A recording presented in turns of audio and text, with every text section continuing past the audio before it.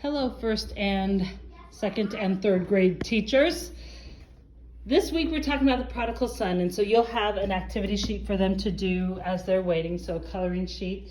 And on your board you have the Bible verses written, and I just want to remind you about the classroom points, first hour and second hour, and here's your list for the morning, what you can count on.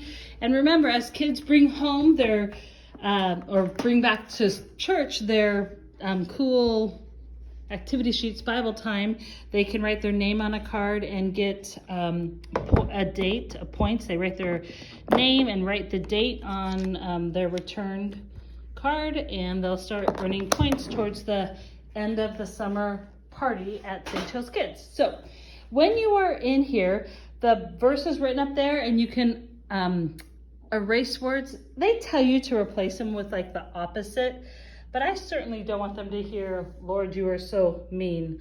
I just don't want them to hear that. So I'd be more apt to just erase the word and see if they could fill it in. So after you've done that time with the super verse and getting that into their hearts and minds, here is how you play the super truth game.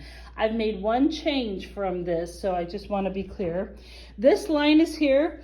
I'm realizing that kids really need good instructions on how to get in line. So if you have them, say, put their toes on the tape, and you can continue around, and however long your class is, they can wrap around and go over there.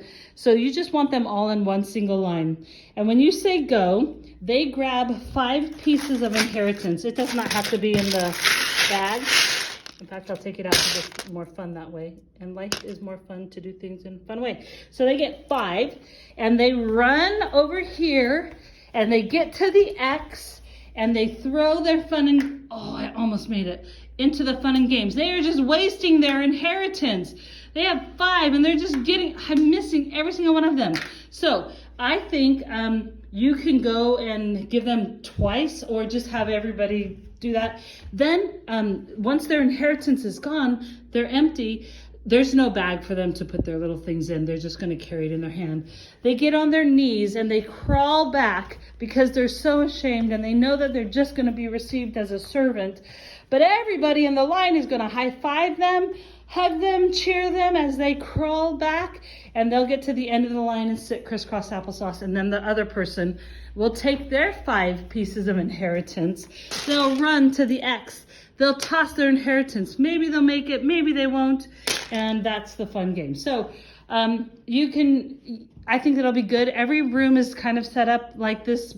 You'll figure out the order for your classroom. So when you go into the main group room, I'm still going to show the 20-minute video one more week, because I think the story might be a little more engaging than the Widow's Mite, but I'll make that determining factor if there's a way I can shorten the video somehow.